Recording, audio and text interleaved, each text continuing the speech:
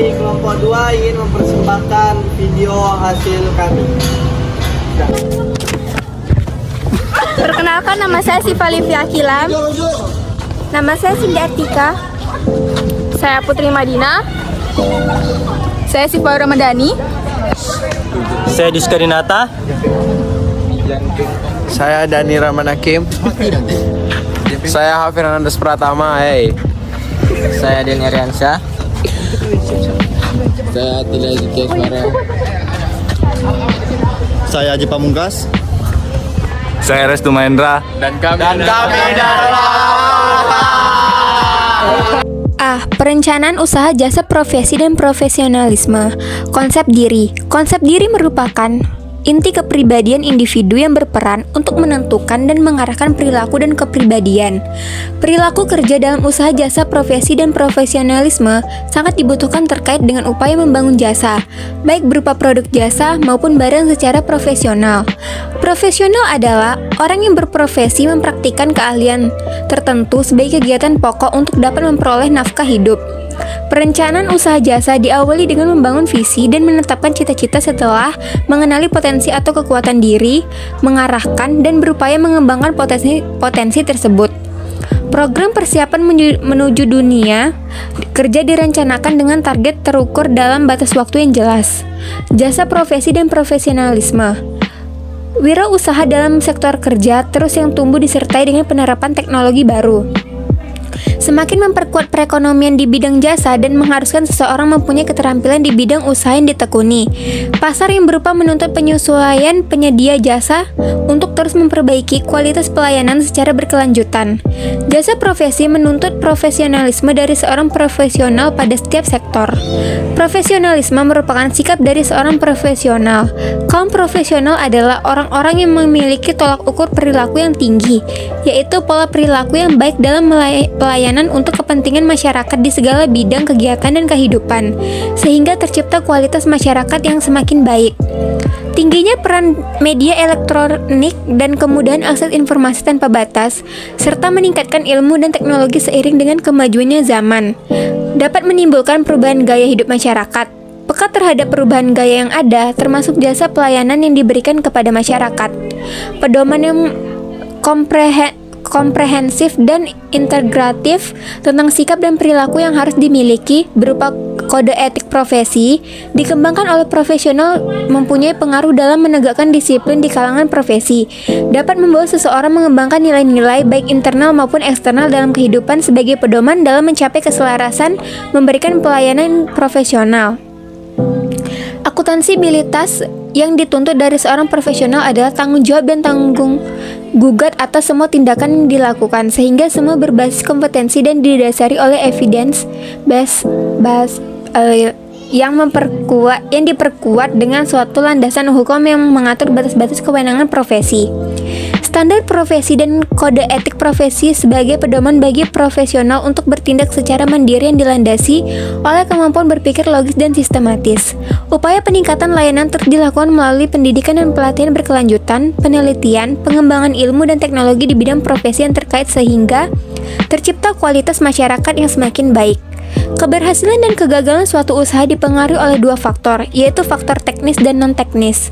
Faktor teknis dapat dilakukan dengan terus menjaga kualitas dan kuantitas produk yang dihasilkan. Faktor non-teknis yang menentukan keberhasilan atau kegagalan suatu usaha, antara lain 1. Perencanaan, 2. Menetapkan tujuan, 3. Kemampuan untuk beradaptasi dan mengatasi tantangan yang ada, 4. Inovasi, 5. Pemasaran yang merupakan kunci keberhasilan, 6. Semangat juang tinggi. B. Produk jasa profesi dan profesionalisme. 1. Identifikasi produk jasa. Berkembangnya peradaban manusia membutuhkan dukungan dalam segala lini kehidupan untuk mengembangkan sistem dalam menopang kebutuhan terus berkembang. Produk jasa berdasarkan keinginan pasar saat ini semakin bersaing di mana pelayanan yang lebih baik dapat menciptakan pelanggan yang loyal. Era yang serba cepat dan praktis membutuhkan sarana dan layanan yang betul-betul menyentuh pada kebutuhan baik bersifat primer, sekunder maupun tersier, atau kebutuhan yang lebih tinggi yaitu bermanfaat dan bermakna bagi orang yang di luar. Jasa profesi dan profesionalisme sebagai upaya untuk memenuhi kebutuhan dan memperlancar kehidupan. Dapat digali dengan cara mengidentifikasikan hidup manusia sehari-hari. Kondisi saat ini sejak dari layanan dapat dijadikan jasa yang dapat mendatangkan profit. Usaha produk jasa untuk mempertimbangkan permintaan, selera dan keinginan konsumen terhadap jasa dan ditawarkan. Oleh karena itu, penghasil produk jasa selalu berusaha melakukan inovasi terhadap jenis jasa-jasa yang benar. Dibutuhkan konsumen yang sangat beruntung pada keahlian keterampilan penafsiran terhadap informasi pemasaran produk selera dan pelayanan konsumen. Ragam lain dari jasa profesi yang dapat kita jumpai dalam kehidupan sehari-hari adalah jasa penyediaan menu makanan bagi usia balita, dilengkapi informasi gizi dan kreatif. Bentuk beraneka macam boneka, bunga atau kartun dapat menjadi kesukaan anak usia balita. Banyak komunitas yang marak berkembang saat ini dapat menjadi peluang untuk menciptakan lapangan jasa profesi, dapat mendapatkan profit di antara profesi fotografer, kameramen, drafter, desainer pakaian, setter, penyiar televisi atau radio sablon, kartunis, dan profesi lain-lainnya. Profesionalisme yang masih bisa digali di seputar kehidupan yang dapat dikreasikan menjadi bentuk usaha jasa profesi. Kunci dari keberhasilan usaha jasa adalah melakukan inovasi dan belajar untuk menyempurnakan kompetensi dalam menjalankan usaha yang ditekuni dan menjadi pilihan untuk benar-benar bertindak secara profesionalisme dengan memperhatikan rambu-rambu yang harus dikuasai untuk mendukung profesi tersebut. Usaha jasa berbasis pelanggan dimaksud adalah jasa yang dibuat di atas dasar saran pelayanan pasar dan variabel dan berpengaruh signifikan atas penggunaan jasa oleh pelanggan atau peluang usaha jasa profesionalisme. Terdapat berbagai sektor di antaranya sektor pertanian, perikanan, perkebunan, pendidikan, kesehatan, akuntansi, transportasi atau sektor lainnya. Usaha jasa diawali dengan berusaha mendapatkan informasi dari kebutuhan dan harapan pelanggan sehingga mendapatkan informasi yang tepat, akurat dan bermanfaat untuk ditindaklanjuti dalam menyiapkan jasa sesuai dengan harapan pelanggan sehingga dapat pelayanan yang tepat, efektif dan efisien. 2. Sistem produksi usaha jasa. A. Ide dan peluang usaha jasa profesi dan profesionalisme. Ide dan peluang usaha jasa profesi dibangun melalui kreativitas dan inovasi pelaku usaha. Industri kreatif merupakan pemanfaatan kreativitas, keterampilan, serta bakat individu untuk menciptakan kesejahteraan dan lapangan pekerjaan dengan menghasilkan daya cipta dan kreasi seseorang. Perkembangan industri kreatif dapat membawa arena baru untuk terus meningkatkan kreativitas dan inovasi bagi sumber daya manusia yang ada. Kreativitas manusia sebagai sumber daya ekonomi yang memiliki nilai dan manfaat yang tinggi untuk peningkatan perekonomian Indonesia. B. Sumber daya yang dibutuhkan dalam usaha jasa profesi dan profesionalisme. Sumber daya manusia sebagai pelaku usaha jasa profesi dan profesionalisme harus memiliki persyaratan-persyaratan yang disesuaikan dengan sektor yang membutuhkan jasa tersebut. Persyaratan berupa kompetensi kerja perlu dikembangkan pada seseorang profesional. 1. Kompetensi personal. 2. Kompetensi sosial. 3. Kompetensi teknis. 4. Kompetensi metodologi. Keterampilan bekerja yang dikembangkan oleh seseorang profesional meliputi 1. Komunikasi, berkontribusi produktif dan hubungan yang harmonis di antara karyawan dan pelanggan. 2. Teamwork, berkontribusi produktif terhadap hubungan dan hasil kerja. 3. Problem solving, berkontribusi produktif terhadap hasil guna. 4. Inisiatif dan enterprise, berkontribusi untuk hasil guna yang inovatif. 5. Self management, berkontribusi untuk kepuasan pertumbuhan pekerja. 6. Belajar, berkontribusi pada peningkatan berkelanjutan dan ekspansi pada pekerja dan operasi perusahaan dan hasilnya. 7. Teknologi, berkontribusi untuk melaksanakan pekerjaan secara efektif. Profesi bidang. Bidan sebagai profesi mendampingi seorang ibu menghadapi persalinan atau kelahiran, sehingga ibu dan bayi lahir dengan selamat. Bidan diperlukan untuk meningkatkan kesejahteraan ibu dan janin dalam menjalani proses reproduksi. Ikatan Bidan Indonesia atau IBI menetapkan bahwa bidan Indonesia adalah seorang perempuan yang lulus dari pendidikan bidan yang diakui pemerintah dan organisasi profesi di wilayah negeri Republik Indonesia, serta memiliki kompetensi dan kualifikasi lisensi untuk menjalankan praktik kebidanan. Profesi bidan dipersiapkan melalui proses pendidikan dengan serangkaian pendidikan ilmiah dan terus mengembangkan pelayanan kepada masyarakat dan memiliki kode etik yang harus dipenuhi dalam menjalankan profesinya. Profesi aircraft engineer. Sektor perhubungan udara merupakan salah satu transportasi yang banyak diminati masyarakat terkait dengan faktor geografis Indonesia yang terdiri atas kepulauan. Akses dari satu pulau ke pulau lain selain lewat perhubungan darat juga dilakukan melalui perhubungan udara. Hal ini banyak membutuhkan tenaga terampil di bidang jasa perawatan, perbaikan pesawat, jasa layanan kargo, dan logistik.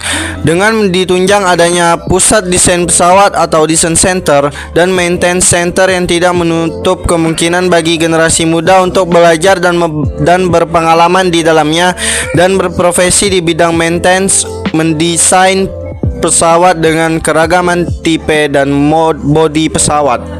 Profesi auditor. Profesi auditor atau akuntan publik secara independen memberikan jasa bagi masyarakat berupa jasa penjamin dan jasa bukan penjaminan.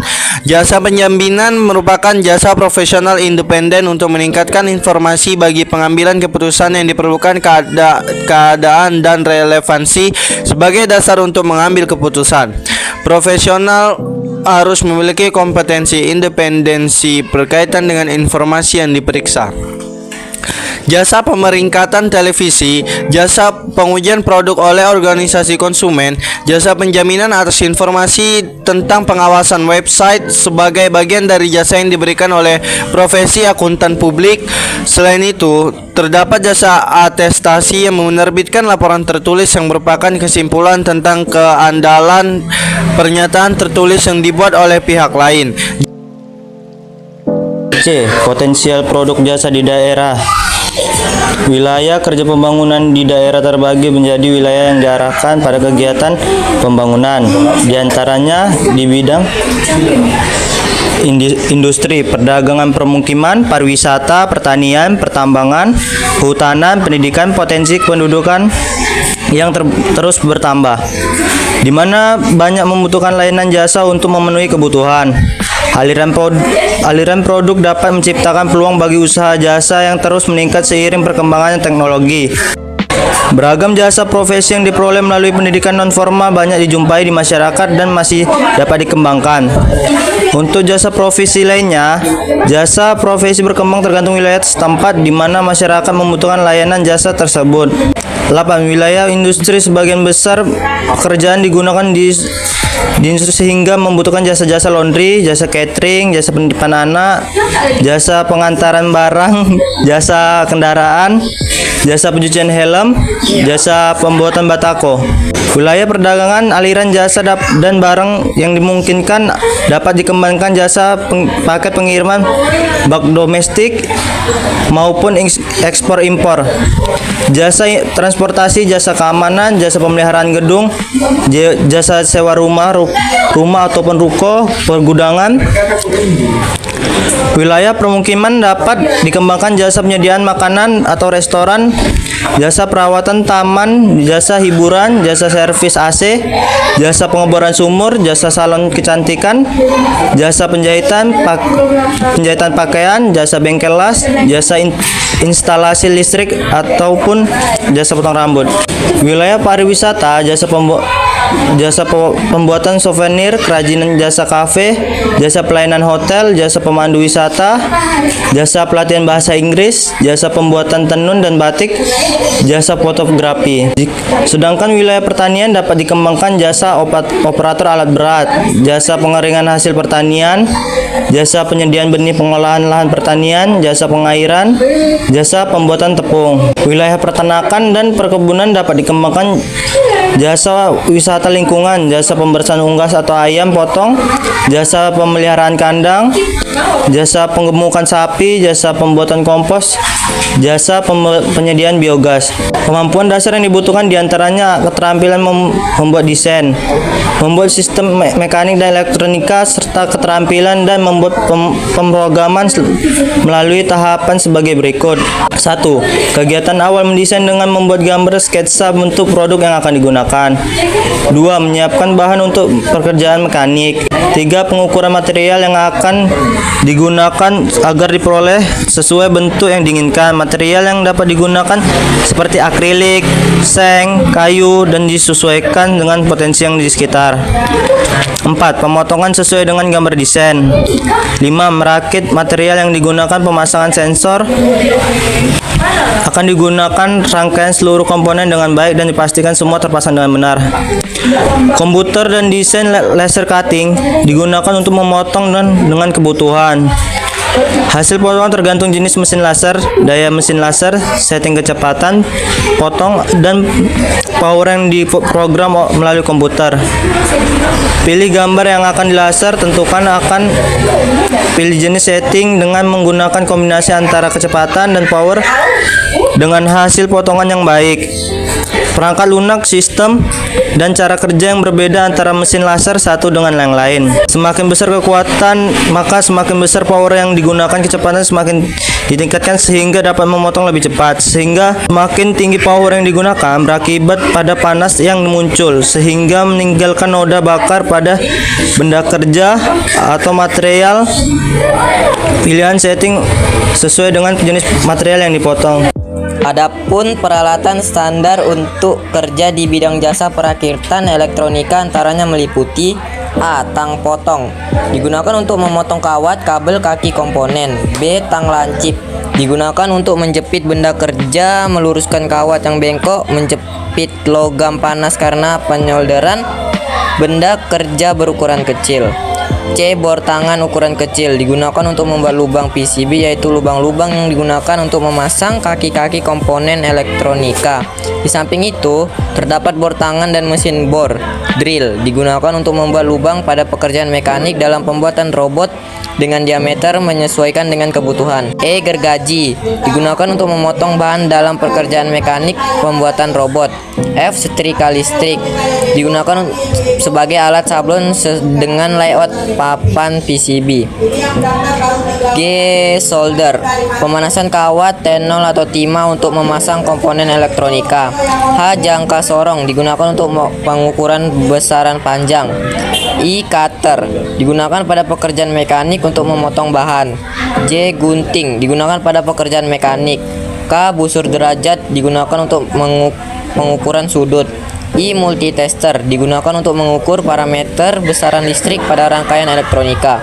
Pada pembahasan sebelumnya telah dibahas tentang aneka jasa profesi yang memiliki kompetensi dan kode etik yang dikembangkan melalui proses pendidikan dan pelatihan profesi baik formal maupun non formal sampai mendapatkan lisensi yang diakui oleh lembaga atau organisasi terkait untuk secara mandiri independen menjalankan profesinya. Proses produksi jasa profesi dikembangkan sesuai potensi daerah masing-masing, sesuai dengan bakat minat dan gaya dukung di daerah setempat dengan memperhatikan kebutuhan pasar melalui beberapa langkah pelaksanaan informasi. Proses meliputi simulasi profesi di mana Anda bekerja, bagaimana situasi yang ada, pelanggan yang membutuhkan tugas yang diberikan pelanggan, pelaksanaan tugas, jargon pendidikan baik formal maupun non formal, dan pekerjaan yang mendukung profesi, perorganisasian, penyelesaian proyek dan lampiran. Informasi proyek. Potensi yang perlu dikembangkan terdiri atas industri kreatif di mana pelaku industri adalah para generasi muda yang aktif, kreatif dan inovatif. Potensi alam yang ada di sekitar dikreasi menjadi produk yang memiliki nilai tambah. Lakukan observasi macam-macam produk jasa industri kreatif yang ada. Lakukan pula pengamatan potensi di sekitar yang belum tergarap. Melalui proyek ini diharapkan dapat memperoleh perencanaan produk jasa profesi dan profesionalisme yang memiliki nilai dan bermanfaat. Tugas pengembangan produk jasa. Pelaksanaan tugas. 1. Orientasi terkait dengan karya rekayasa yang menjadi target tugas kelompok. 2. Penelitian awal melalui observasi. 3. Gagasan atau ide. 4. Mendesain proyek. Jargon. Nama produk. 1. Nama produk jasa sesuaikan dengan potensi sumber daya alam yang ada di sekitar untuk dijadikan pilihan dalam pembuatan produk jasa profesi. 2. Tugas disimpulkan melalui presentasi dan mendemonstrasikan produk jasa profesi. 3. Penjelasan bagaimana mengidentifikasi permasalahan sehingga muncul gagasan dalam merencanakan proyek. Bagaimana sistem bekerja dan di mana kelebihan dari produk jasa profesi yang dibuat. Pendidikan dan pekerjaan. Pendidikan dan pekerjaan terkait. 1. Pengamatan di mana dapat mengembangkan pendidikan terkait dengan produk jasa yang akan direncanakan. 2. Lapangan pekerjaan seperti apa yang memungkinkan untuk mengaplikasikan gagasan yang ada dengan memperhatikan keseimbangan lingkungan. Misalnya pemanfaatan energi terbarukan sesuai dengan potensi sumber energi terbarukan di sekitar. Mengolah limbah pada sistem produksi bangunan yang ramah lingkungan. Pengorganisasian. Organisasi. 1. Observasi melalui internet terkait dengan produk jasa sesuai dengan potensi sumber daya di sekitar. Langkah alternatif melakukan kunjungan ke tempat proses produksi peralatan konversi energi. 2. Kebutuhan bahan dikomunikasikan dan didiskusikan dengan guru pembimbing tentang desain dan kebutuhan bahan serta alat yang digunakan untuk membuat model oleh kelompok masing-masing guna mendapatkan pengarahan. Penyelesaian proyek. Langkah kerja. 1.